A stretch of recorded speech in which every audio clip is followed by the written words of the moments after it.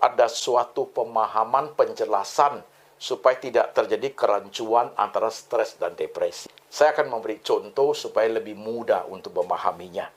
Misalnya seorang ibu lagi ribut dengan suaminya. Dalam seminggu ini mereka sudah tidak ngobrol, ya, ribut-ribut. Maka istrinya telepon temannya, dia mengatakan, aku depresi nih aku hadapi suami saya. Itu keliru. Karena depresi itu tidak pernah terjadi mendadak. Depresi itu butuh waktu yang lama. Zaman di mana waktu saya mengalami depresi, waktu saya muda, saudaraku, saya butuh 4 tahun untuk mencapai depresi puncak, saudara sekalian.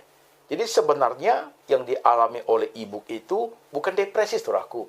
Yang dialami oleh ibu itu adalah stres, saudara. Jadi harus dipahami dengan baik supaya kita tidak rancu, saudara. Jadi tidak dan jangan untuk sedikit-sedikit mengatakan aku depresi, padahal kita tidak depresi. Sudah. Orang yang mengalami depresi pasti sudah mengalami stres. Orang yang mengalami stres belum tentu depresi. Itu dua hal yang tidak sama, saudaraku. Oke?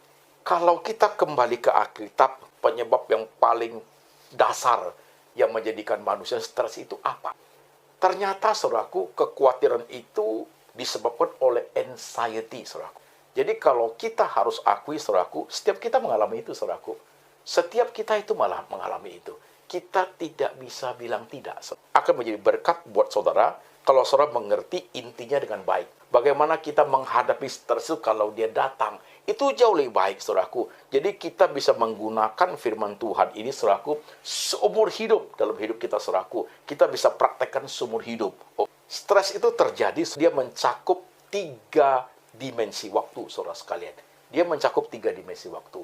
Yaitu dimensi waktu masa lalu, our past, dimensi waktu sekarang, our present, dan dimensi waktu yang akan datang, our future.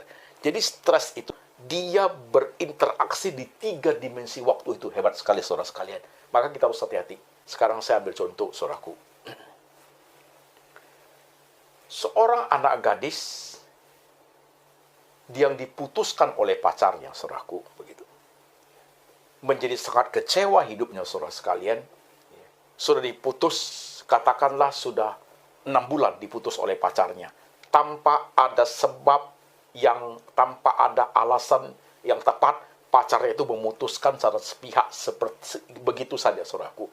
Maka anak gadis mengalami stres. Tetapi setelah dia 6 bulan berlalu, saudaraku, masalah yang dihadapi, yang dia alami 6 bulan yang lalu itu, saudaraku, itu masih bekerja sampai sekarang.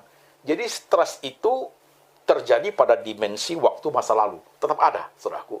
Dan ketika anak gadis sudah ada pada saat ini, saudaraku, tidak menolong dia untuk berubah, maka malah bertambah menjadi lebih parah.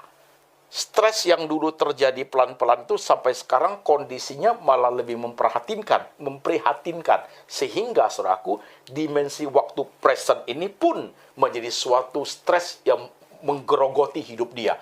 Past and present, saudaraku, menjadi 2 waktu, dimensi waktu yang bergabung, menciptakan stres yang cukup berat bagi anak gadis ini. Sampai di poin ini, oke, saudaraku, yang lebih berbahaya lagi adalah dimensi waktu masa depan, saudaraku. Stres pun bekerja di dimensi waktu masa depan. Kenapa? Gadis ini akan berpikir, dulu saya sudah ditinggali oleh pacar saya dikhianati, dilukai, banyak hal yang saya rugi, begitu. Bahkan harga diri saya tercemar, begitu, saudaraku. Nah sekarang, ketika di masa sekarang ini, aku dalam keadaan tambah sulit. Bagaimana nanti ke depannya ya? Bagaimana nanti kalau saya dapat pacar yang bisa menipu aku lagi ya? Apa ada orang mau sama saya, orang wanita seperti saya seperti ini? Jadi masa depan dia yang belum tahu terjadi apa, sudah cukup menciptakan stres buat dia, saudaraku. Jadi stres itu menggabungkan 3 dimensi waktu dalam hidup dia pada masa ini, saudaraku. Berat memang. Mentalitas pasti jatuh. Itu tangan bisa sampai gemetaran, saudaraku. Itu bisa sampai tidak fokus, itu bisa, saudaraku. Sampai seperti orang sering lupa, saudaraku. Begitu. Seperti orang bengong. Sinar matanya pun tidak hidup, saudaraku. Karena kenapa? Dia diikat oleh stres yang mencakup 3 dimensi waktu. Past, present, and future. Bagaimana untuk menghandle, untuk menangani stres yang kita alami. Saudara-saudara sekalian. 2 poin besar dalam tema ini, saudaraku. Satu disebut mastery of life. Yang kedua, poin kedua disebut mystery of God.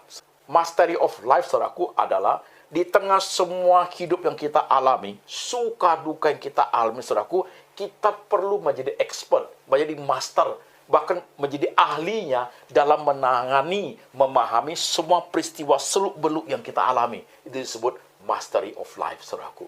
Nah, mystery of God adalah dia menyangkut future, dia menyangkut masa depan, saudaraku. Itu mystery of God, yang bukan hak kita, tapi haknya Tuhan, saudara sekalian. Dan mastery of life, saudaraku, mastery of life itu adalah bagian ayat yang kita baca tadi, Matius pasal 6, saudaraku. Matius pasal 6 ayat 25 sampai 34. Sandang, pangan, papan, khawatir ini, khawatir itu. Kita perlu menjadi menjadi master dalam kehidupan kita ini, saudaraku. Nah, kemudian mystery of God, saudaraku, yang kita baca tadi itu yang ada di Ulangan 29 ayat 29. Segala yang tersembunyi adalah milik Tuhan, tetapi yang dinyatakan adalah untuk kita dan anak cucu kita, saudaraku. Jadi ada mystery of God, ada mastery of life. Dua poin besar inilah yang akan menolong kita untuk menangani stres kita dengan baik, saudaraku. Ini penting, saudaraku. Ini penting sekali.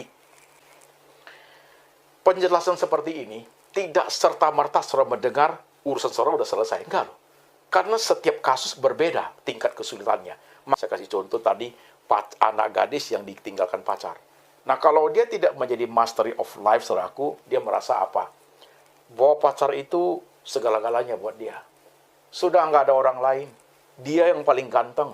Yang jelek aja tinggal sedikit sekarang. Sudah nggak ada. Dan saudaraku, kalau dia sudah berpikir seperti itu, akan destruktif hidupnya, saudaraku. Akan membuat dia itu di presentnya makin tenggelam. Mentalitasnya hancur, saudaraku. Nah, nanti akan makan obat kalau biasanya seperti itu. Akan gemetaran, akan makan obat, saudaraku. Akan menuju kepada depresi kalau tidak dibantu penyelesaian untuk menangani stres itu, saudaraku. Nah, ini penting. Jadi, mastery of life-nya, kalau orang sudah tidak mau, apa perlu dipaksa ya? Nah, ketika dia memasuki dimensi mystery of God, saudaraku, itu menyangkut future. Karena stres juga mencakup future, saudaraku. Nah, ketika anak gadis yang ditinggalin pacar ini, dia mulai ketakutan. Katakan dia sudah melakukan hubungan badan dengan mantan pacarnya, saudaraku. Dia mulai ketakutan. Nanti ke depannya dia mau married sama siapa? Kalau married dengan orang, ketahuan dia bukan anak gadis sebagaimana. Siapa yang mau dia? Ketakutan itu menghantui pikiran dia, saudaraku, maka stres tambah berat. Nah, ini harus dibantu dengan mystery of God, saudaraku. Besok aja kita nggak tahu kok apa yang terjadi. Maka mystery of God itu, saudaraku, menolong kita. Matius pasal 6 ayat 34. Kalau mau khawatir, cukup khawatir hari ini. Karena besok masih ada kekhawatirannya. Besok masih menjadi rahasianya Tuhan. Besok masih menjadi hal yang tersembunyi. Itu haknya Tuhan. Jangan diambil. Kitab Ulangan 29 ayat 29. Yang tersembunyi masih tetap menjadi miliknya Tuhan. Yang disingkapkan itu menjadi milik kita dan anak cucu kita, saudaraku. Jadi ketika kita mampu memahami mystery of God itu dengan baik, bahwa Tuhan itu pemegang masa depan, di masa depanku boleh berprediksi, boleh menganalisis, silakan. Tapi still you don't know, saudaraku, ya kan? Tapi Tuhanlah yang memegang masa depan, saudaraku. Nah, dengan kedua poin itu kalau digabungkan, saudaraku, tiga kategori, tiga dimensi waktu itu bisa di-cover oleh dua mastery of life and mystery of God, saudaraku. Stres itu bisa terkendali, saudaraku. Waktu takut masa depan, ya ada Tuhan di situ. Waktu takut dengan apa yang hadapi sekarang, saya harus belajar untuk mengarungi seperti itu. Orang sering berkata, yesterday is a past. Today is a grace. Tomorrow is a hope. Yang kemarin itu sudah lewat. Hari ini adalah suatu anugerah.